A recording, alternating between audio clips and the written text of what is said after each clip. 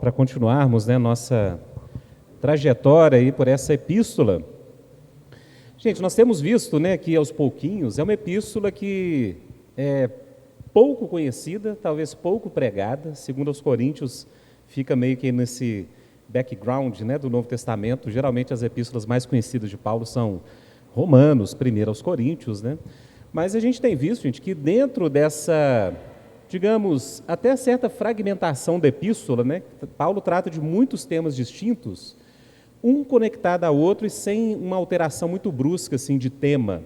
Então, Paulo, ao mesmo tempo que ele está falando assim, do apostolado dele, que os sinais do apostolado dele são dados pelo próprio Deus, né? Então, por exemplo, gente, a gente terminou na semana passada, Paulo discutindo acerca das cartas de recomendação. Vocês se lembram? Ou seja, era muito comum pessoas naquele contexto das igrejas, principalmente, gente, pessoas relacionadas com o judaísmo, de eles tentarem influenciar as igrejas a partir de cartas de recomendação. Então, gente, é naquele contexto ali que Paulo discute, né, falando assim, olha, eu não preciso de carta de recomendação. Quem é a minha carta de recomendação? Vocês são minha carta de recomendação. Ou seja, o ministério que o Espírito Santo usou Paulo para iniciar entre os coríntios, para ele era marca suficiente disso. Agora, gente, é bom para a gente lembrar um pouquinho, né, o contexto da carta, né, a carta aos Coríntios, a segunda, ela é escrita na terceira viagem missionária de Paulo, que foi a última viagem. Então, gente, pontos que a gente falou que é importante, que a gente vai retomar hoje, né, é bom a gente lembrar. Então, gente, nessa terceira viagem, Paulo, ele envia Tito para visitar a igreja aos Coríntios. Ele tinha dito que ia, mas não foi, por isso que em alguns momentos da epístola ele fala assim, olha, a minha palavra não é sim, não, né? Eu vou, tipo assim, eu vou vê-los, mas ainda não tive essa oportunidade. Ou seja, Paulo ele se justifica de por que não ter ido. E quando Tito retorna, gente, a gente vai ver aqui, um pouquinho para frente, que Paulo ele cita a alegria que ele teve quando ele encontrou Tito. E Tito trouxe boas notícias de lá. Por quê? E aqui, gente, talvez o maior pano de fundo da epístola. Paulo, ele explica, e a gente viu na semana passada, que ele não foi ver os coríntios naquele momento, porque ele havia escrito uma carta muito dura, tá? Que é a epístola triste, ou a epístola das lágrimas, né? Cada intérprete fala de uma epístola. E essa epístola, gente, como a gente viu, ela se perdeu, tá? Então essa epístola não é a primeira epístola aos coríntios, e também, gente, não é uma outra carta que tem esse registro por aí. A gente só sabe acerca dela quando Paulo fala em 2 aos Coríntios de que aquela epístola que ele escreveu foi muito dura e que ele escreveu em lágrimas. Ora, gente, e tudo leva a crer que a epístola, e por isso a gente entende 2 aos Coríntios, a epístola perdida, a epístola triste, a epístola das lágrimas, ela lidava com uma liderança da igreja que estava se opondo ao ministério apostólico de Paulo. Então, gente, é por isso que Paulo passa do capítulo 1 até o final do capítulo 7, entre a abordagem de variados temas, ele volta e meia retorna no tema da sua autoridade apostólica na relação com a igreja aos Coríntios. Então, gente, esse é o pano de fundo.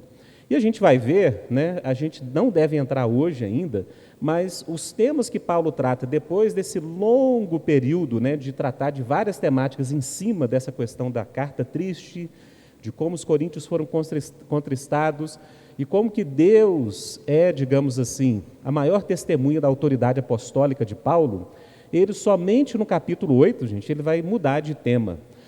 Então, gente, o capítulo 8 e o capítulo 9 de 1 aos Coríntios segundo vários comentaristas, é o maior tratado sobre administração de finanças de igreja do Novo Testamento. Olha que interessante. Então, gente, a gente vai entrar nesse tema na próxima aula. Mas Paulo, então, ali, ele vai lidar, gente, com a coleta que ele está fazendo na sua viagem missionária para os cristãos perseguidos na Judéia. Então, gente, no livro de Atos, essa coleta que ele faz para a Judéia é muito mencionada. E aí, gente, nós vemos toda a lisura do processo de ofertas que Paulo recolhia. Irmãos, Paulo não deixava brecha para nada, né?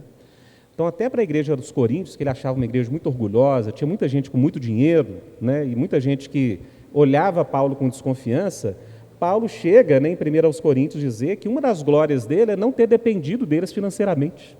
Por quê? Porque ele preferia trabalhar, ele preferia se sustentar do que cair na acusação de membros daquela igreja, que em 1 aos Coríntios é uma igreja claramente, né, imatura, do que cair na acusação deles de que Paulo estaria se beneficiando de alguma forma do ministério dele entre os coríntios.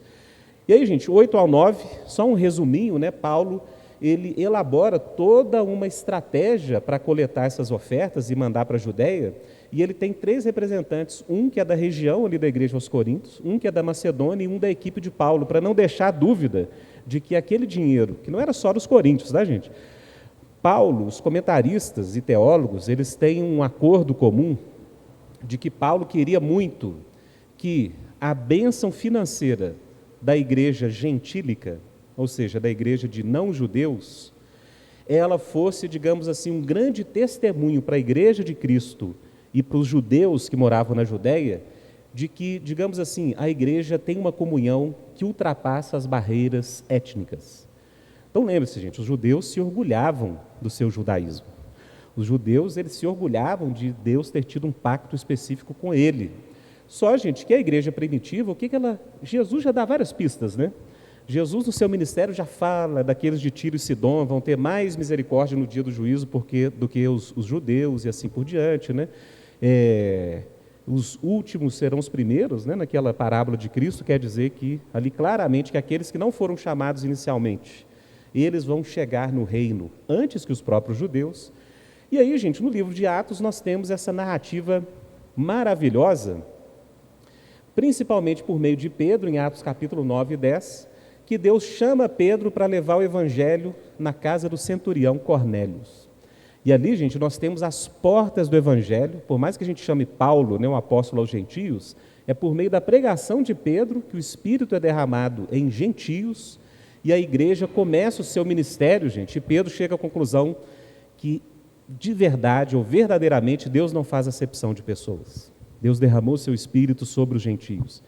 E aí, gente, Paulo, ele está muito zeloso de abençoar a igreja judaica, né? Entre aspas, a igreja de judeus que havia na Judéia, para que os próprios judeus fossem, digamos, quebrantados pelo amor da fé de Cristo entre os irmãos. Um princípio para hoje, né, gente? Para a gente pensar como que a igreja hoje tem muita dificuldade de manter essas relações de ajuda daqueles que não têm, né? Aqueles que têm ou estão no momento de abundância, abençoar aqueles que passam momentos difíceis e vice-versa. E aí, gente, Paulo, ele encerra a epístola tratando dos falsos apóstolos, e aí ele volta num tom muito duro, ou seja, gente, a luta de Paulo era constante, né? Por quê? Porque para onde Paulo olhava nas igrejas, haviam desafios, haviam pessoas que questionavam a autoridade dele, haviam judaizantes. Se você ler, gente, a epístola de Paulo aos Colossenses, você percebe ali uns 4 desafios simultâneos. São judaizantes, filosofias gregas e helenísticas, religiões de mistério. Você vê tudo isso ali só na igreja de Colossos. Então, gente, a gente foi prosseguindo aqui, deixa eu só colocar no mesmo slide que a gente parou na última semana. Então, Paulo, gente, ele está nesse momento lidando com o contraste entre os cristãos e os incrédulos, tá? Entre aqueles que têm a fé em Cristo e aqueles que não têm a fé em Cristo. Ora, gente, se nós observarmos toda a epístola de Paulo aos Coríntios, a segunda epístola, nós podemos, tá, gente, supor, não há conclusão quanto a isso, mas pode-se supor que aquele líder que desafiava a autoridade apostólica de Paulo, ele tinha algum vínculo com o judaísmo. Por quê? Porque Paulo, gente, ele bate, por assim dizer, muito no judaísmo na epístola. Então, Paulo, ele em vários momentos, ele deixa clara a mensagem de que, olha, gente, a liberdade real, a face real de Deus, nós não temos isso em Moisés. Foi até a última pergunta, né? Carol fez aqui sobre Moisés e Paulo falando em 8 contextos. Então, gente, Paulo, ele retorna a esse tema falando sobre a liberdade. Onde que estaria a liberdade? Será que a liberdade estaria na aliança que foi feita com os judeus no Monte do Sinai? Será que a liberdade ainda estaria com aquela comunidade? Lembrem-se, gente, a igreja era uma comunidade muito pequena, diante de um império romano gigantesco, e diante, gente, de um judaísmo que já tinha séculos de existência e que tinha conseguido, por parte de Roma, gente, um certo indulto. Ou seja, os judeus, eles não eram obrigados a adorarem os deuses romanos. Só que isso durou, gente, até a década de 70. Foi quando os romanos, eles destruíram Jerusalém e pulverizaram o povo judeu por toda a terra. E nós, como cristãos, gente, sabemos que isso é um resultado do que o próprio Cristo já tinha prometido, né? De que, pelo fato de os judeus terem... o slide parece que voltou. Então, gente, pelo fato de os judeus terem rejeitado o Messias, Deus estaria o quê? Tirando os judeus da terra, né? Então, Paulo fala isso em Romanos, ele fala assim, olha, se Deus fez isso com a oliveira, né, verdadeira, e vocês têm que temer muito mais, porque vocês eram gentios e Deus enxertou vocês na oliveira, e Paulo fala, olha, então aquele que está de pé, cuidado para que não caia, porque se Deus não poupou aquele povo que era da aliança, não pensem vocês, digamos assim, né, os gentios, que vocês têm uma posição maior ou mais, digamos, privilegiada que os judeus. Então, gente, nesse momento aqui, o Paulo, ele fala justamente sobre a liberdade que os cristãos têm e como que essa liberdade, gente, ela só existe por meio do Espírito, tá? É o Espírito de Deus operando em nossas vidas é que nos torna verdadeiramente livres. E são esses versículos aqui que resumem, de certa forma, o que Paulo está falando. E ele diz o seguinte, gente, olha só o ataque ao judaísmo, tá? Por isso que a gente pode supor que o desafio à autoridade de Paulo poderia estar ligado a judaizantes. E até hoje, quando é lido Moisés, Paulo usa a metáfora do véu, tá? O véu está posto sobre o coração deles. Mas quando se converterem ao Senhor, então o véu se tirará. Ora, o Senhor é o Espírito. E aqui, gente, já há uma indicação muito forte daquilo que nós chamamos de teologia trinitária, né? Ou seja, já há uma convicção na igreja de que Cristo é também um com o Espírito. E Cristo também é um, assim como o Espírito, com o Pai. Então, gente, esse núcleo da fé cristã, gente, e a doutrina da Trindade, irmãos, não se neguem, tá? Ela é o maior tesouro da igreja. É o maior tesouro. Ah, Rodolfo, mas nem existe Trindade na Bíblia. Realmente, não existe esse nome, não está na Bíblia. Mas veja bem, gente, é por meio dessa doutrina, digamos assim, é por meio dessa revelação que nós sabemos que Jesus Cristo é o Filho eterno do Pai. Gente, isso é fundamental, tá? É por isso, gente, que Paulo chega para os judeus, ele que era um judeu tão zeloso, ele chega ao ponto de falar assim, olha, gente, se o evangelho está encoberto, eu vou mostrar esses versículos, tá? E ele está falando nesse contexto aqui de judeus. Se o evangelho está encoberto para os incrédulos, é porque o Deus deste século cegou o entendimento deles. Então, gente, Paulo chega a falar isso mesmo, né? Que os judeus estão o quê? Cegados pelo Deus deste século. Que na Bíblia é Satanás, né? Então, se o evangelho não chegou até eles, é porque o Deus deste século cegou o entendimento deles. Por quê, gente? Paulo compreendeu o núcleo da fé cristã, a chave da fé cristã, que Jesus Cristo é o Filho de Deus Pai, não é somente, gente, porque Ele veio e encarnou, por toda a eternidade, Ele é o Filho de Deus Pai. Jesus Cristo, Paulo descobriu, tem a mesma natureza que Deus Pai. E Ele, gente, é digamos assim, o segredo que estava oculto a todos os séculos, de todas as gerações. Paulo fala isso em Colossenses, né? Olha, gente, toda a plenitude da sabedoria e do conhecimento está oculta em Cristo Jesus.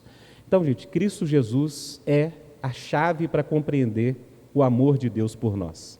E é por isso, gente, que no Novo Testamento, eu estou enfatizando isso, porque assim a gente entende o que Paulo tinha contra os judeus, porque Paulo tinha toda a clareza do mundo que sem Jesus Cristo você não tinha Deus. Sem Jesus Cristo, irmãos, você não tinha o amor do Pai. E é por isso, gente, é por Jesus Cristo que Paulo desenvolve também, assim como João, tá? O Evangelho de João é todo fundado nesse ponto de que aquele que crê no Filho de Deus, ele é feito Filho de Deus.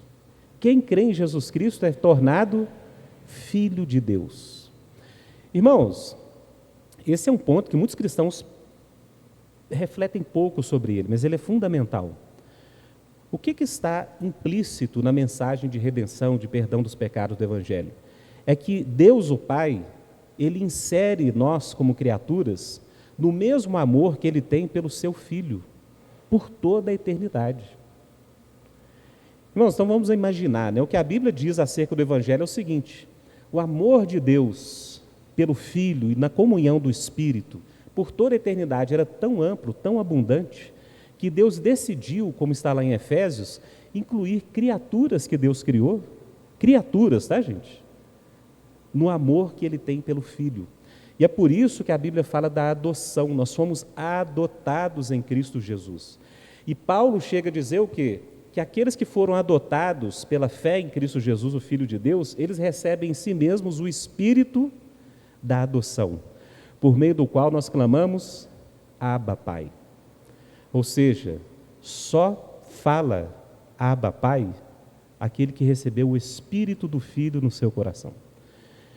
Então, gente, essa maneira sobremodo exaltada do que Jesus é e do que o Evangelho é, gente, ou seja, você reconhecer que Deus te inseriu no amor que Ele tem por Jesus Cristo e te tornou um filho dele pelo amor que Ele tem por Jesus Cristo. Paulo olha para o judaísmo e fala assim, gente, sim, as alianças que Deus fez foram com o povo de Israel, mas em comparação com o que é Cristo Jesus no plano eterno de Deus, gente, o judaísmo, assim, se você não vê Jesus ali, e se o Evangelho não chega ao coração dos judeus, eles estão completamente perdidos. Então, gente, é por isso também que a gente tem que tomar muito cuidado com cristãos que começam a ficar fascinados com o judaísmo. Eu conheci cristãos, tá? Que ficaram tão fascinados com a cultura judaica, shofar, kepar, né? Enfim, todos aqueles adereços, né? Que acabam, gente, se tornando judeus. Ora, irmãos, se você, como Paulo diz, realmente recebeu o Espírito do Filho e foi tratado pelo Pai como um filho dele, por que você vai voltar, como Paulo diz, né, para os rudimentos do mundo? Para aqueles rudimentos de aliança, gente, que Deus estava preparando para trazer a manifestação plena da sua face e da sua glória, que é Cristo Jesus. Então, gente, continuando aí, né, nossa leitura, mas é bom a gente fazer essa ênfase, porque Paulo toda hora ele retorna nisso. Ele diz claramente, olha, quando Moisés é lido, o véu está posto no coração deles, mas quando se convertem ao Senhor, então o véu se tirará. Ora, o Senhor é o Espírito, e onde há o Espírito do Senhor, aí há liberdade. Irmãos, interpretações, né? Eu fui de muitos e muitos anos de igreja pentecostal, gente, que era assim, o negócio era fogo puro, era de passar fim de semana em monte e ver. Eu vi muita coisa, irmãos. Eu tenho história que eu conto que o pessoal nem acredita. O pessoal fala, não, Rodolfo, não acredito nisso não. Mas de ver milagre, de ver fogo na árvore, fogo no chão, enfim, ver muitas coisas assim que Deus faz, mas o pessoal usava esse versículo aí para justificar a bagunça da igreja. Ou seja, o pessoal fala assim, não, se o Espírito está aqui, tem liberdade. E aí não tinha palavra, não tinha nada, era gente rodando e caindo na cadeira, a igreja lá era dividida, homem do lado, mulher no outro, os homens começavam a rodar, caindo só do lado das mulheres, e o negócio ficava aquela bagunça. E o povo justificava isso, que onde o Espírito de Deus está, tem liberdade. Os irmãos iam falar, uai, gente, por que os irmãos só saem do mistério e caem só para o lado de lá? Então, gente, o que Paulo está falando aqui, para nós hoje, é o quê? Ora, irmãos, a liberdade que nós temos do pecado, tá? A liberdade de nós podermos amar a Deus e realmente, irmãos, termos deleite na vontade de Deus, isso é só o Espírito que nos dá. É o Espírito. Se Deus não nos der um novo coração, irmãos, uma frase do C.S. Lewis, né, que eu sempre lembro, ele fala assim, olha, segundo a Bíblia, o homem busca a Deus igual o rato busca o gato. O homem não busca a Deus de todo o coração, irmãos. O homem cria religiões, o homem cria ídolos, o homem cria formas de controlar tudo, mas o homem, gente, ele não quer encontrar o Criador, ele não quer encontrar o Senhor da vida dele. Por isso que desde o Éden, Gênesis capítulo 3, assim que o homem comeu do fruto da árvore do conhecimento do bem e do mal, o que foi feito? Ele foi atrás de Deus, em busca de Deus? Ele se escondeu de Deus. Irmãos, e essa é a história da humanidade. A história da humanidade é uma constante fuga de Deus a leste do Éden. E é por isso que na Bíblia, sempre que Deus chama alguém, gente, a pessoa meio que está assim, está lá, né? A gente não sabe por que Deus chamou. É Deus que vai em busca do homem. Então, se você vê o primeiro chamado, grande pacto e aliança de Deus com Noé, mesma coisa, Deus chamou Noé. Deus chamou Abraão, gente, na terra de Ur dos Caldeus. Mais à frente na Bíblia diz que Deus chamou Abraão de um meio idólatra, seus pais adoravam outros deuses, ou seja, Deus chamou Abraão e fez um pacto com Abraão. E assim Deus chama, gente, Deus continua chamando. Por quê? Porque é Deus que nos atrai para Ele, para que Ele nos dê um novo coração, e aí a gente passe, gente, a amar a vontade de Deus. E realmente, a maior luta da nossa vida, gente, da carne contra o Espírito é essa. Paulo fala, olha, a carne é inimiga da vontade de Deus. A carne não quer fazer a vontade de Deus. A carne, irmãos, quando ela vê um mandamento, né, a carne, quando a Bíblia fala, é a natureza humana caída, tá? Autônoma, independente, incrédula. A Bíblia diz claramente, a carne, quando observa um mandamento de Deus, ela tem aquele tipo de olhar, é como se Deus estivesse tirando a nossa liberdade. É isso que a carne pensa. Mas por que Deus não deixa eu ter isso? Por que Deus não deixa, né, eu cometer esse ato? Por que Deus não deixa eu fazer isso? Ora, gente, é óbvio que tem muito uso e costume que realmente não tem nada a ver com a vontade de Deus, né? Mas os mandamentos de Deus, gente, são bons e eles nos protegem. E a gente tem que lembrar disso. Quando Jesus, nos evangelhos, ele cura pessoas no sábado, olha o que os judeus falavam com ele. Gente. Por que você está curando essa pessoa no sábado? Bom, sabe o que Jesus responde no evangelho? Fala o seguinte, olha, peraí, vocês não estão entendendo. O mandamento está sendo utilizado para tirar a vida das pessoas e a plenitude da vida das pessoas. E Jesus pergunta, o homem foi feito por causa do sábado? Ou o sábado foi feito por causa do homem? Gente, o que Jesus responde claramente? É óbvio que o sábado existe por causa do homem. O sábado é um mandamento, irmãos. Sabe quando que Deus deu esse mandamento? Quando o povo saiu do Egito, depois de 400 anos, onde eles não tinham dia de descanso. Não existia um calendário egípcio onde eles tinham descanso, podiam reunir com as famílias. Então, gente, Deus estabelece um dia, e isso é baseado, né, na narrativa da criação, em que o ritmo da vida humana ela tem que ser, gente, um ritmo entre trabalho e descanso. O descanso é fundamental. E o descanso nos protege, né? O descanso renova nossas forças. Por isso, gente, que Deus deu descanso para tudo na criação, né? Então, de 7 em 7 anos, a terra tinha que descansar. Todos os sábados não podia haver trabalho. Deus estabeleceu festas durante o ano, gente, e claramente Deus fala, olha, nos dias de festa vocês não podem trabalhar. Ou seja, era dia de celebrar mesmo, de parar e de reconhecer que é Deus que governa sobre todas as coisas. Então, gente, eu estou dando toda essa digressão aqui para dizer o quê? Ora, gente, quando Deus faz o Espírito dele habitar em nós, nós começamos a ter, gente, uma forma que não é por nossa força, essa consciência de que o mandamento de Deus é para o nosso bem. De que se Deus realmente não nos permite algumas coisas, é para nos proteger. Bom, vocês querem ver esses dias eu falei numa igreja sobre esse tema, sabe, sobre sexualidade. Depois da década de 60, revolução sexual, o que o pessoal achava? Que grande parte dos conflitos humanos com a sexualidade era porque não tinha liberdade, aí ficava essa coisa de repressão, né, a teoria freudiana, outras teorias falavam só isso, que a repressão que gera em nós violência, essa coisa toda. Aí o pessoal chegou a essa conclusão, né, se tiver mais liberação nessa área, que o ser humano vai conseguir conviver melhor com sexualidade. Gente, nunca a humanidade viveu tantas tensões em termos de sexualidade. Abusos contra menores, pedofilia, a incapacidade de manter fidelidade no casamento. Ou seja, aquilo que o homem achou que promoveria liberdade sexual, sabe o que ocorreu, gente? O ser humano acaba o quê? Incapaz de conter suas pulsões sexuais, que são boas, viu, gente? São boas. Mas quando o ser humano perde os parâmetros, os padrões de Deus, ele se torna incapaz. Então você tem claramente na descrição que Paulo dá, e aqui, gente, nós estamos agarrados nesse trecho aqui até agora, né? Vamos caminhar. É justamente isso.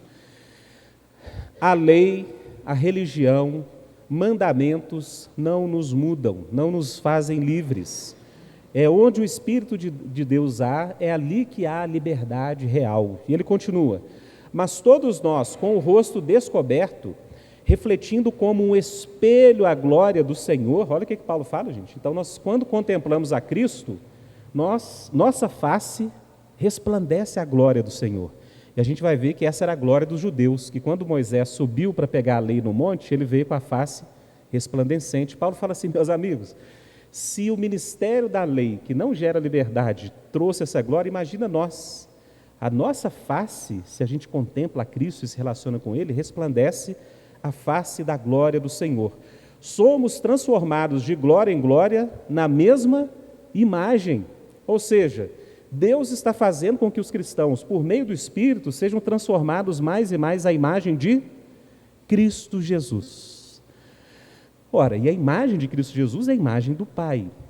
Então Paulo está falando, olha, você quer ver face resplandecente? É aquele que foi encontrado pelo Espírito de Deus e está em Cristo Jesus. E ele diz, como pelo Espírito do Senhor.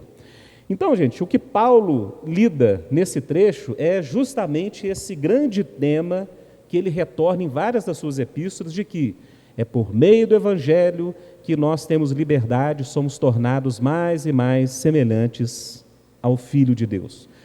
E Paulo continua em 2 Coríntios 4, 3 e 6, um pouco à frente desse último versículo, o trecho que a gente leu. Paulo diz exatamente isso. É aqueles que estão em Cristo que têm seus olhos iluminados pelo Espírito, contrariamente àqueles que têm o quê? O véu do Deus deste século, impedindo de contemplar a glória de Deus na face de Cristo. Então, gente, é isso que Paulo trata nesse trecho de 2 Coríntios. Mas antes, gente, eu inseri aqui alguns textos do Antigo Testamento para a gente entender melhor o que Paulo está falando. Paulo diz o seguinte, né? Mas, se ainda o nosso Evangelho está encoberto, para os que se perdem é que está encoberto, nos quais o Deus deste século cegou os entendimentos dos incrédulos, para que não lhes resplandeça a luz do Evangelho da glória de Cristo, que é a imagem de Deus. Então, gente, onde que resplandece a luz da glória de Cristo? No Evangelho. É por meio do Evangelho. E aí Paulo continua, porque nós não pregamos a nós mesmos, mas a Cristo Jesus, o Senhor. E nós mesmos somos vossos servos por amor de Jesus, porque Deus, que disse das trevas resplandeça a luz, é quem resplandeceu em nossos corações, para a iluminação do conhecimento da glória de Deus, na face de quem, gente? Na face de Moisés? Não, na face de Cristo Jesus. Então, gente, o que Paulo fala aqui em termos de resplandecer é justamente isso, porque os judeus ainda criam que a glória de Deus era manifesta na aliança da lei. E o que Paulo fala? Olha, gente, agora a glória de Deus resplandece na face do seu Filho. E nós que temos uma relação com Cristo, Ele resplandece essa luz em nossos corações. Ora, gente, então, para fechar esse trecho aqui, que é riquíssimo, né? Lembrando o que Deus falou em Ezequiel. Veja bem, gente, a lei já tinha sido dada, os judeus já tinham quebrado aliança com Deus várias vezes, Deus já tinha, gente, já expulsado, né, Israel, que era a tribo do norte, já tinha sido expulsa e assimilada pela Assíria. E Deus diz assim por meio do profeta Ezequiel em 36, 26 a 27. Eu lhes darei um novo coração e colocarei em vós um novo espírito. Gente, Deus está apontando para o futuro aqui, tá? É a nova aliança. Por isso Jesus, quando toma o cálice e o pão na presença dos discípulos, ele fala o quê? Este é o cálice da nova aliança do meu sangue. Então ali Jesus está falando, olha, há uma nova aliança sendo feita aqui. E o que Deus prometeu, gente, que o Espírito seria derramado, se cumpre em Pentecostes e se cumpre, irmãos, na vida de cada um de nós. Se nós cremos em Cristo Jesus, o Espírito de Deus resplandece no nosso coração. Terminando o trecho de Ezequiel, porei dentro de vocês o meu Espírito, para que sigam os meus decretos e tenham cuidado de obedecer aos meus estatutos. Ou seja, eu vou tirar o coração de pedra e colocar o quê? Um coração de carne, e aí vocês vão aprender a me amar. Ora, irmãos, e é isso que Paulo está falando. E todo esse trecho que a gente viu, que são praticamente 2 capítulos, Paulo fala exatamente isso. A glória da face de Deus está no Evangelho de Jesus Cristo, e o Espírito de Deus é que faz a luz da sua face brilhar no nosso coração. E onde é o Espírito de Deus, ali sim a liberdade. E se o Evangelho está oculto para os incrédulos, é por causa do véu que o Deus deste século colocou no entendimento deles. Então, gente, é por meio do Evangelho, Paulo diz, que nós somos libertos e que nós vemos, de fato, a face de Deus. E aí, gente, no capítulo 4, Paulo, ele começa a falar das aflições, né? E ele fala basicamente, gente, que por causa do poder do Evangelho, que é glorioso e que tem para nós, gente, toda uma casa preparada na eternidade, ou seja, Deus, por meio da ressurreição de Cristo, ele já inaugura a nova criação. Gente, 1 Coríntios capítulo 15, leiam, é um capítulo fundamental. Por quê? Paulo diz o seguinte: olha, irmãos, alguns aí não creem que Cristo ressuscitou. Você sabe de uma coisa? Se Cristo não ressuscitou, vã é a vossa fé e mortos vocês estão nos seus pecados. Porque se Cristo não ressuscitou, a morte não foi vencida, os pecados não foram perdoados. E outra coisa, gente, nós não temos esperança. Porque a esperança cristã, irmãos, a esperança cristã bíblica, não é de que Deus vai nos dar alguma coisa na nossa vida que aí a gente vai viver, né, folgadamente. Claro que Deus nos abençoe, irmãos, é claro que Deus sempre vai nos permitir ter momentos de abundância, momentos de privação. Mas a esperança cristã é o quê?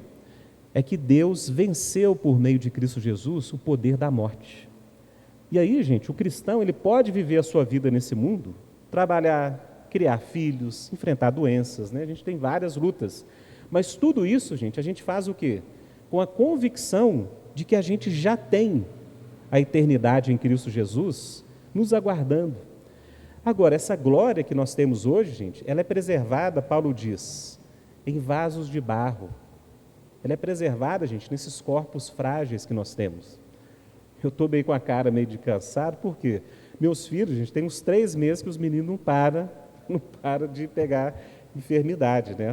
Essa noite foi minha filhinha, Beatriz. 5 anos de idade, gente.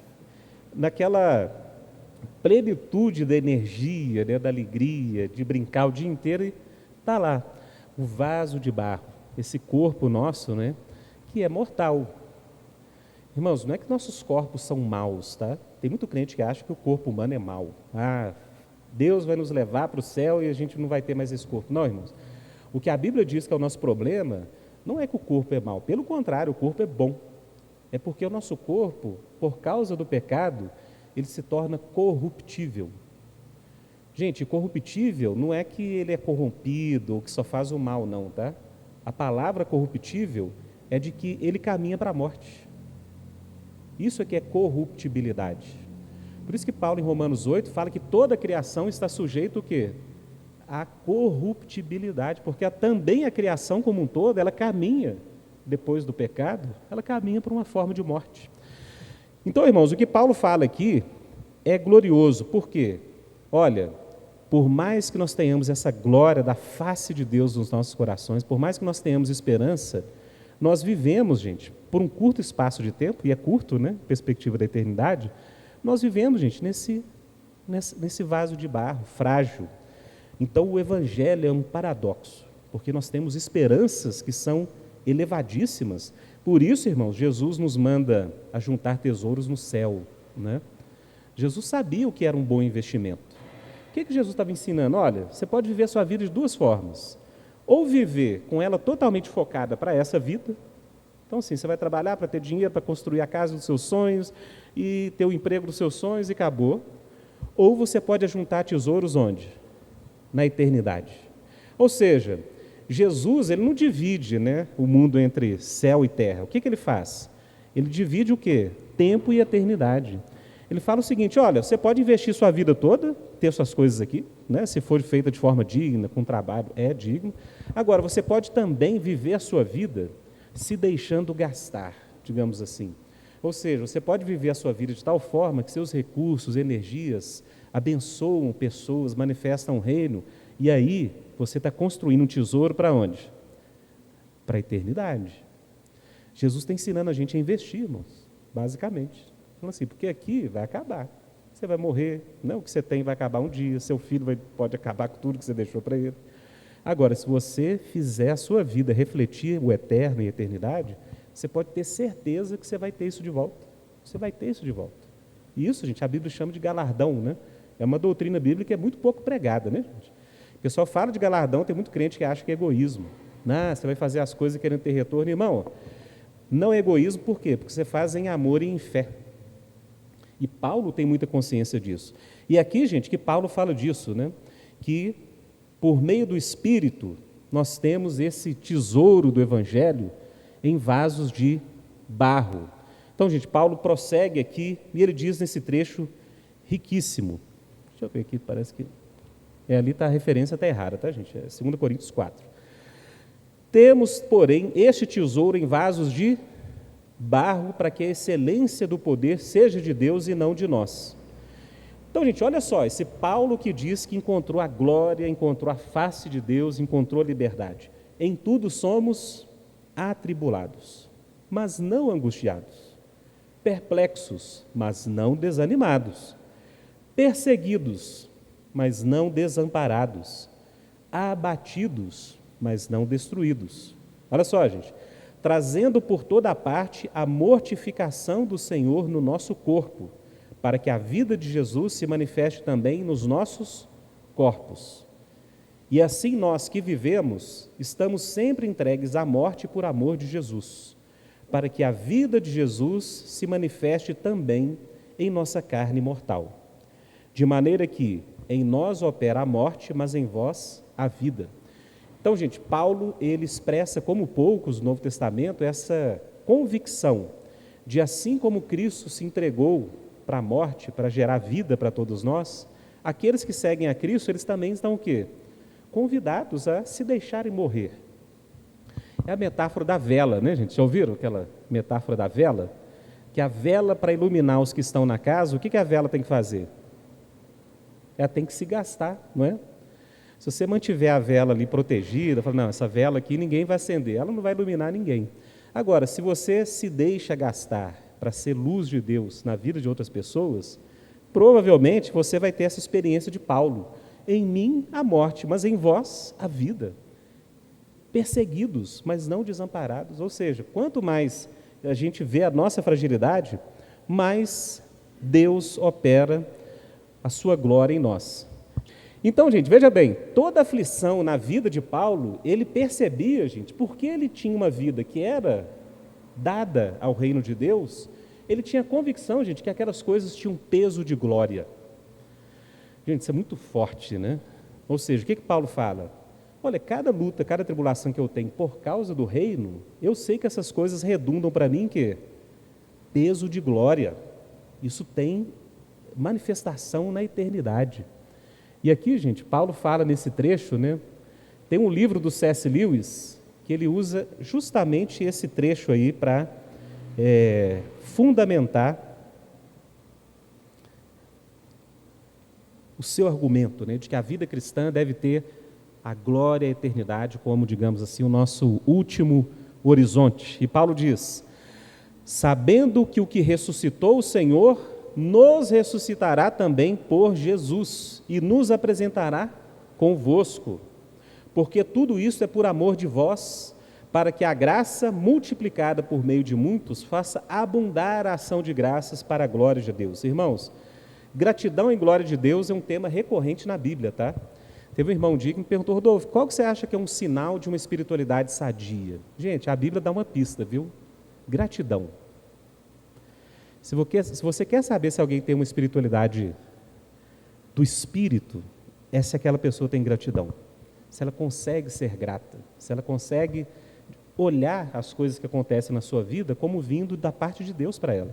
Até tribulações, gente. Não é que a gente gosta de sofrer, tá? Ninguém gosta de sofrer. Mas até momento difícil da vida, a gente pode ajoelhar e falar assim, Senhor, graças te dou, por quê? minha vida está nas tuas mãos e eu creio que o Senhor está permitindo isso aqui por alguma forma, mas né, o Senhor vai dar um escape, o Senhor vai ressuscitar, o Senhor vai fazer alguma coisa. Então, gente, Paulo fala isso, olha só, por meio do ministério dele, vai abundar ações de graças para a glória de Deus. Por isso não desfalecemos, e ele continua, mas, ainda que o nosso homem exterior se corrompa, olha só, gente, ainda que eu esteja envelhecendo, ainda que eu esteja preso, ainda que eu esteja acusado, né, de falsidade, ainda que eu seja falsamente acusado, odiado por pessoas, o interior, contudo, se renova de dia em dia, porque a nossa leve e momentânea tribulação produz para nós um peso eterno de glória muito excelente. Gente, isso é glorioso. Não atentando nós nas coisas que se veem, mas nas que se não veem, porque as que se veem são temporais, e as que se não veem são eternas. Então, gente, o Evangelho tem muito a ver com isso. Tudo que nós vemos, não é que isso aqui é imperfeito, tá? Nós não somos gregos não, tá, gente? Grego é que achava que esse mundo material era imperfeito, porque era feito de matéria, e participava pouco nas ideias, então se a gente morrer, a gente vai para o mundo das ideias. Não. Porque Paulo fala o seguinte, olha, tudo que a gente vê, participa, gente, do pecado. Irmãos, a criação inteira, Paulo fala em Romanos 8, a Bíblia diz claramente, ela está, de alguma forma, se desfalecendo. E é por isso que em Apocalipse, em outros contextos, a Bíblia nos fala que Deus está criando novos céus e nova terra. Então a Bíblia diz o seguinte, que assim como os nossos corpos frágeis, eles vão ser de alguma forma revestidos por uma glória de imortalidade, a criação também, ela vai, digamos, morrer e ressuscitar por uma nova vida na eternidade. Então, gente, Paulo tinha essa consciência de que tudo que ele passava, que parecia derrota, parecia que ele estava, digamos, perdendo alguma coisa, ele tinha consciência de que aquelas coisas tinham o quê? Um peso de glória. Gente, um pastor certa vez contou uma história real, que eu sempre gosto de contar, sobre a esperança cristã e essa dimensão, né, da gente investir na eternidade. E ele diz o seguinte, era o pastor R.T. Kendall, pastor lá de Londres, e ele falou que um membro da igreja dele, muito próspero, a igreja dele é uma das mais influentes lá da cidade, né, onde o Martin Lloyd Jones, para quem já ouviu falar, ele já pastoreou essa igreja, que é a abadia, é a Capela de Westminster. Tem 3 igrejas de Westminster, tem a catedral, a capela e a abadia, a capela. Então, gente, aquele empresário chegou e contou uma história, e ele muito cheio de fé, e falou que ele tinha uma grande empresa, um investimento, e um sócio dele, que não era cristão, sugeriu ele colocar o dinheiro inteiro num investimento, um outro investimento que eles tinham planejado. E aí, gente, qual que foi o final da história? A empresa dele faliu, e ele tinha dado 1/3 daquele valor para missões. Isso é muito típico de ingleses, né? Eles ajudam muitas obras assim, na África, enfim, no Oriente. E aquele sócio dele falou o seguinte, rapaz, a gente não conseguiu recuperar a empresa, hein? E aquele 1/3 lá, cara? Se você pelo menos tivesse usado ele, hein? Talvez você tinha ele ainda. E aquele empresário de fé falou o seguinte, aí que você se engana, meu amigo. Aquele é o único que eu sei que eu ainda tenho. Ou seja, eu não perdi aquele dinheiro. Eu investi aquele dinheiro. Gente, isso é um tema muito forte na Bíblia, né? E hoje, as igrejas hoje falando muito de prosperidade, né? Que Deus vai... A gente perde esse horizonte, né? Paulo, por exemplo, em 2 Timóteo, a última epístola que Paulo escreveu, onde ele está ali às portas da morte, como um idoso preso, ele fala o seguinte, né, para Timóteo, porque eu sei em quem eu tenho crido e que ele é poderoso para guardar o meu tesouro. Em outras Bíblias está ali depósito. Olha só, gente. O que Paulo fala? Que eles sabem quem tem crido e que Deus é poderoso para guardar todo o investimento da vida de Paulo. E Paulo fala que ele tem um tesouro nas mãos de Deus. Um idoso, às vias e às portas da morte, tinha clara convicção de que ele tinha um tesouro nas mãos de Deus. Então, gente, Paulo fala isso, olha, a aflição que nós temos não se compara com a eternidade. Pessoal, então o que Paulo está falando aqui, basicamente, é no contexto de todas as aflições dele, tudo que ele tem feito pelo Evangelho, ele está meio que colocando isso para os coríntios, falando, olha, gente, a minha vida é a maior evidência de que, digamos assim, eu sou o apóstolo de vocês. Eu fui aquele que Deus colocou para levar o Evangelho a vocês. E aí, gente, Paulo continua falando desse paradoxo da vida cristã, que é o quê? Que no momento que nós parecemos estar mais fracos, é ali, gente, que a glória de Deus meio que assim habita. E Deus faz isso, né? Deus faz isso. Naqueles momentos em que parece que o mundo, né? Imagina Cristo na cruz. Imagina os poderes do mal, né? Achando que tinham triunfado de Cristo na cruz. O que a Bíblia fala? Cristo é que havia triunfado sobre os poderes do mal naquele momento de maior, entre aspas, fraqueza, né?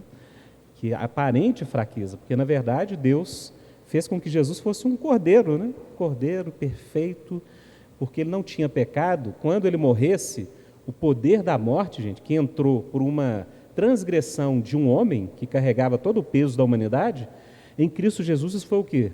Revertido. Ou seja, em Jesus a vida plena e perfeita que Deus requeria foi vivida e por isso a morte não tinha poder sobre ele, graças a Deus. Graças a Deus. Então, gente, Maomé está lá, tem um túmulo dele, Buda tem um túmulo dele, grandes homens, né? Grandes mestres de espiritualidade. Mas em relação à morte, gente, o pessoal não faz nem cosquinha.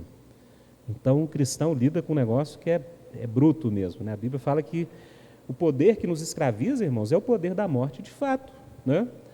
Qual que é a maior ansiedade nossa?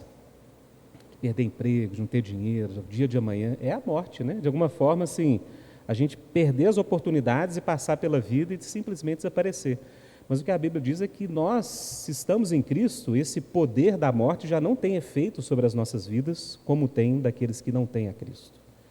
Porque, de alguma forma, gente, a gente tem essa chama, né, da esperança no nosso coração por causa da ressurreição de Cristo. E aqui, gente, Paulo continua falando dessas fraquezas e da glória de Deus. Então ele fala, 2 Coríntios 5, 1-4, porque sabemos que se a nossa casa terrestre deste tabernáculo se desfizer, temos de Deus um edifício. Olha só, gente, as metáforas. Tabernáculo, frágil, de lona, madeira, vai desfazer. Nós temos de Deus o quê? Um edifício, uma casa não feita por mãos, eterna nos céus. E por isso também gememos, desejando ser revestidos da nossa habitação que é do céu. Se todavia, estando vestidos, não formos achados nus, porque também nós... Gente, parêntese. Eu lembro, já tive contextos de igreja que eu visitei que o povo achava que estava tão santo que o povo tomava banho vestido, porque eles achavam que isso aqui se aplicava, que quando Deus voltasse ou Jesus manifestasse, que os crentes não podiam estar pelados, não. Aí o sujeito, gente, tomava banho de calça, achando que Jesus fosse arrebatar, ele ia subir pelado, imagina. Então Paulo fala, se todavia estando vestidos não formos achados nus, mas Paulo fala aqui da gente não ter vestes, as vestes da justiça, as vestes da santidade. Porque também nós, os que estamos neste tabernáculo, gememos carregados. Não porque queremos ser despidos, olha isso, gente, isso é importante. Paulo não abomina o corpo dele, tá? Paulo não acha que o corpo dele é mau. Então, assim, não que nós queiramos ser despidos desse corpo, sair do corpo, igual muito crente acha, né? Eu quero sair desse corpo. Não, mas revestidos. Porque o problema, gente, não é com o corpo, é com a corruptibilidade que a morte introduziu. Então, Paulo, gente, ele quer um tabernáculo que Deus já preparou para nós, que não está sujeito aos efeitos entrópicos, né? Para quem gosta de ciência, aí, né? Os princípios da entropia, que as coisas tendem a se degenerar, a perder energia, colapsar.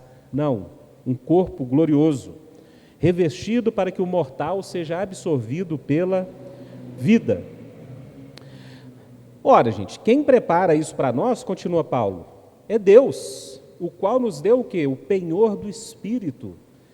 Então, gente, o Espírito é esse selo que Deus nos dá, que é a chama da nossa esperança de Cristo habitando em nós, que nós temos, gente, mesmo com o nosso tabernáculo se corrompendo, a gente tem essa firme convicção de que existe um edifício aguardando por nós, qual nos deu também o penhor do Espírito. Por isso estamos sempre de bom ânimo, sabendo que, enquanto estamos no corpo, vivemos ausentes do Senhor, porque andamos por fé e não por vista. Gente, lembre-se disso, tá? O oposto de fé é a vista, não é a razão, tá? Muito crente acha que a razão é o oposto da fé. Não. O oposto da fé é o que se vê. Por quê? Porque a fé, ela opera a partir das promessas que Deus tem para nós, que nos vêm do sobrenatural, né? Então, gente, lembra Pedro, quando Jesus chamou ele para encontrar ele no barquinho, com o vento? Então, veja bem, gente, Pedro ele não vai assim, fé na fé. Ele fala assim, Senhor, eu posso ir? Jesus fala, vem, Pedro. Ou seja, a palavra do Filho de Deus dava para Pedro, digamos assim, o fundamento para ele caminhar até ele. Então, gente, lembre-se disso, a nossa fé tem que estar firmada na palavra de Deus. Por que muito crente se decepciona? Porque ele acha que fé é uma varinha mágica, que onde ele tiver fé, ele vai conseguir as coisas que ele quer. Não. Deus não dá muitas coisas que a gente quer por fé, mas coisas que são conforme a vontade dele. E aí, gente, quando Pedro caminha, ele começa a perder a confiança na palavra e olhar para quê? A vista, né? Vento, onda, água, o que eu estou fazendo aqui? E aí ele afunda. Então, por isso que Paulo fala que fé caminha por aquilo que nos é prometido por Deus, e não por aquilo que nós vemos, né?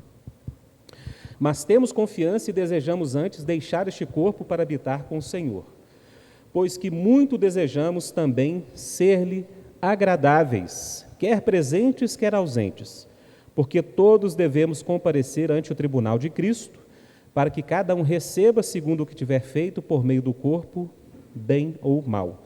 Ou seja, é esse corpo, irmãos, que perece, que está aí cheio de problema, mas é por meio dele que nós vamos ser julgados.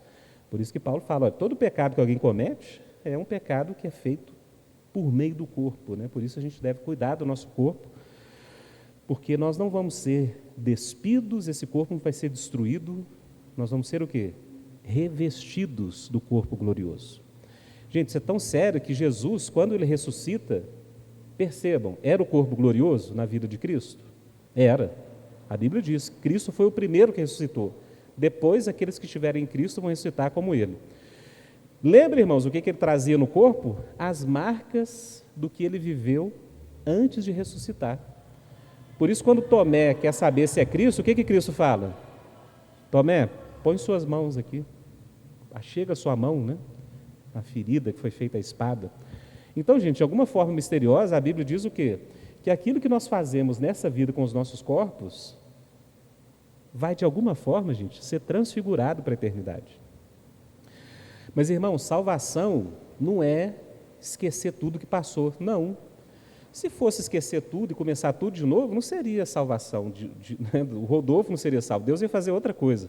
Então, irmãos, muito do que a gente faz aqui, como a gente usa nossos recursos, nossa vida, nossa vontade, nosso tempo, Deus, digamos assim, ele tem um juízo para os cristãos, né, gente? Não é um juízo de salvação, a gente tem que ter essa convicção. O que Paulo fala é que haverá um juízo para a casa do Senhor, que é, gente, segundo 1 Coríntios capítulo 3, é um juízo de galardão. Paulo fala isso. As nossas obras vão passar pelo fogo. Aquelas obras que forem aprovadas vão o quê? Permanecer. Então, gente, o fogo de Deus vai passar por sobre a vida dos cristãos para, digamos assim, a gente ser purificado de tudo e entrar na eternidade a partir daquilo que nós fizemos nele, né? Então, isso é um ponto para outra aula aí, né? Questão de escatologia, juízo, o que vai permanecer, o que não vai permanecer. Então, gente, nós chegamos ao fim desse slide, eu vou passar aqui para o segundo. Faltam poucos minutos para a gente acabar a aula, mas eu quero dar sequência aqui. Irmãos, nesse momento nós chegamos no âmago da Epístola aos Coríntios, da segunda Epístola aos Coríntios, que é o quê? Quando Paulo fala sobre o ministério que Deus nos deu, que é o ministério da reconciliação, e é importantíssimo esse trecho. Então, gente, vou passar aqui, esses aqui são os livros que a gente tem usado, né, como referência teológica para essas aulas. Então, gente, em 2 Coríntios, capítulo 15, 11 a 21, e aqui, gente, eu vou mostrar algo que eu não mostrei na primeira aula, eu deveria ter feito. Mas olha que interessante, gente. Todos esses temas distintos que Paulo trata, eles vão, digamos assim, é como se fosse uma seta, né, que ele vai apontando para 2 Coríntios 5, 11 a 21. E depois, gente, os temas retornam de uma forma assim, interessantíssima. Eu vou mostrar um gráfico aqui. Isso, gente, é um recurso retórico de escrever cartas, que era típico do Império Romano e na cultura romana, que era chamado de quiasmo. Alguém já ouviu falar nisso, gente? Quiasmo. O quiasmo, gente, é como se fosse um bumerangue. Tipo assim, ele vai, chega no ponto principal que ele tem como intenção e ele retorna num caminho inverso. Então, eu vou colocar aqui Olha aqui, gente, que interessante. Essa aqui é a Epístola 2 aos Coríntios, capítulo 1 até o início do 8, tá, gente? Que no 8 Paulo trata das ofertas. Então, gente, olha que interessante. O que é o quiasmo? Que é um recurso de retórica. Gente, retórica tem toda a função de quê? São recursos linguísticos que ajudam no convencimento, tá? Retórica é uma forma de estilo literário que auxilia numa boa argumentação. Então, gente, por mais que esses trechos que Paulo está tratando pareçam não ter relação um com o outro, eles fazem parte de um grande esquema, gente. E olha que interessante. Os temas que ele inicia são os temas que ele termina. Então, por que parece um bumerangue? Porque Paulo começa daqui, chega nesse ponto que a gente chegou agora e retorna. E os temas, gente, são paralelos. Olha aqui. Então, em 1 Coríntios 1, ele fala da confiança em suas motivações. E no finalzinho de 2 Coríntios 7, ele fala da confiança que ele tem nos coríntios. Depois ele fala da tristeza por aqueles que foram castigados e da tristeza entre os coríntios. São temas paralelos, olha aqui. Próximos planos de viagem. O Espírito versus a letra, Cristo versus Belial. Aflições do presente e glória vindoura e glória no presente. E aqui, gente, é o âmago da epístola, olha que interessante. Depois, se você tiver curiosidade, você perceba que Paulo realmente organizou os temas de forma muito intencional. E aqui, gente, eu não li, né? O quiasmo, então, é um recurso retórico, gente, que é uma disposição cruzada da ordem das partes simétricas de duas frases, tá? Mas aqui Paulo escreve todo um texto com essa estrutura, de modo que elas formem uma antítese ou um paralelo. Então, por exemplo, gente, um quiasmo simplesinho, tá? Vou sempre ao cinema, ao teatro nunca vou. Percebe o efeito que isso tem? Você faz uma afirmação de um certo jeito e a outra você inverte, no sentido. Meu filho abraçou-me carinhosamente o abracei. Então, um recurso retórico. E Paulo utiliza isso nessa estrutura. Ora, gente, tudo isso aqui para chegar a que ponto? Que o ápice desse grande bloco de 2 Coríntios, que é capítulo 1, até o final do capítulo 7, ele converge nesse ponto, tá, gente? Então, se você perguntar assim, qual que é o âmago, o centro, o coração da segunda epístola aos Coríntios? É justamente esse trecho, 2 Coríntios, capítulo 5, do versículo 11 até o versículo 21, tá? Até o 15 aqui é o que eu vou colocar para a gente não passar muito tempo. Então, Paulo começa assim: assim que, ou seja, diante disso tudo que a gente viu, sabendo o temor que se deve ao Senhor, persuadimos os homens à fé, mas somos manifestos a Deus. E espero que nas vossas consciências sejamos também manifestos. Ou seja, ainda que a gente fale que é pela fé que a gente vive, diante de Deus, gente, nós somos manifestos. Deus vê a gente, Deus está vendo a cada momento que a gente vive. Porque não nos recomendamos outra vez a vós. Olha o tema aqui da autoridade apostólica. Mas damos-vos ocasião de vos gloriardes de nós, para que tenhais que responder aos que se gloriam na aparência e não no coração. Olha aqui, gente, o tema que Paulo está tratando na epístola, alguém que questionou a autoridade dele. Porque se enlouquecemos, é para Deus, e se conservamos o juízo, é para vós. Porque o amor de Cristo nos constrange, julgando nós assim, que se um morreu por todos, logo todos morreram. Então, gente, a morte de Cristo é o sim e o não de Deus simultâneo, né?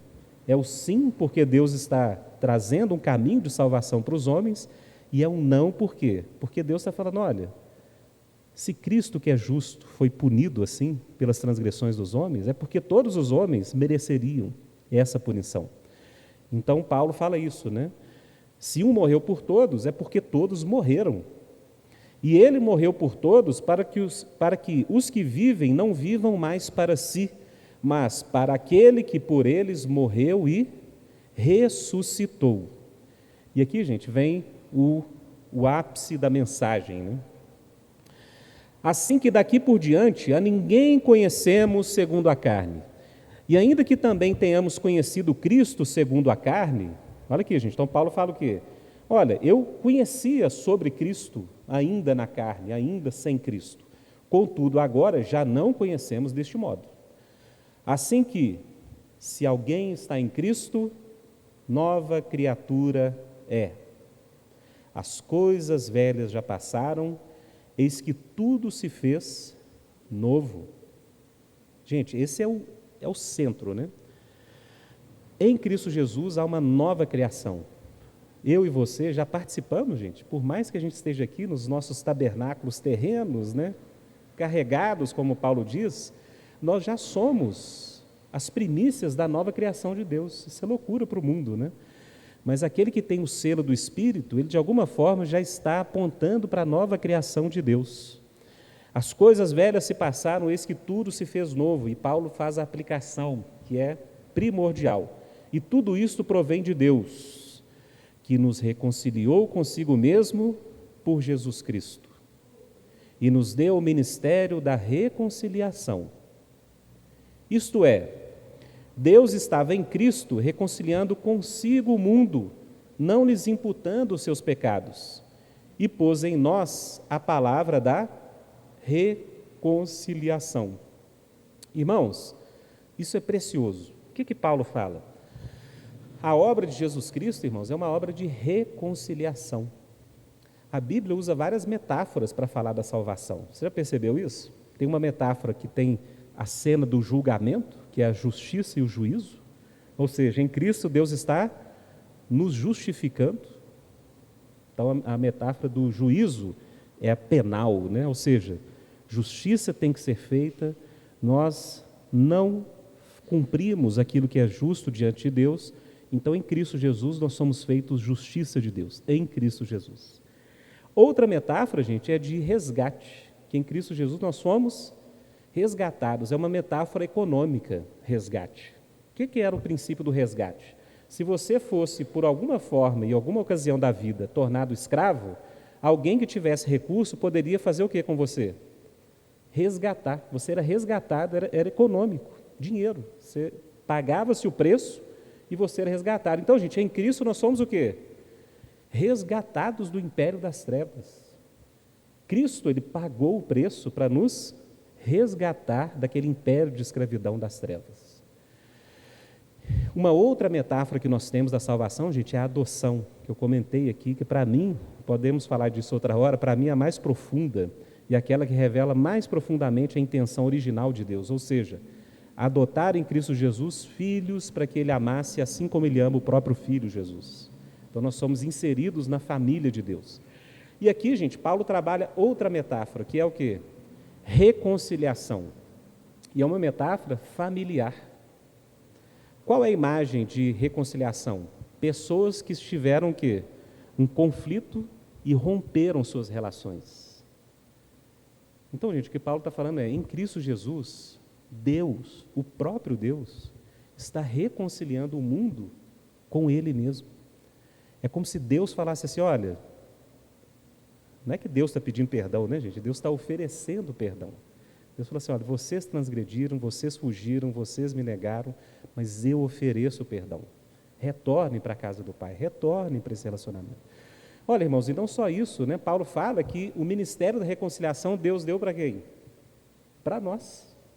Nós temos, então, irmãos, como cristãos, o ministério da reconciliação. Isso é tão profundo, né? Porque em um tempo em que a igreja tem sido, gente, infelizmente, vítima, né, de ideologias, de partidarismos, que tem o quê? Gerado muita fissura, muita briga, muita divisão, a Bíblia nos diz, gente, que nós deveríamos ser o quê? Reconciliadores. Porque se nós formos reconciliados com o Pai, a gente tem que auxiliar a humanidade para ser o quê? Reconciliada com o Pai.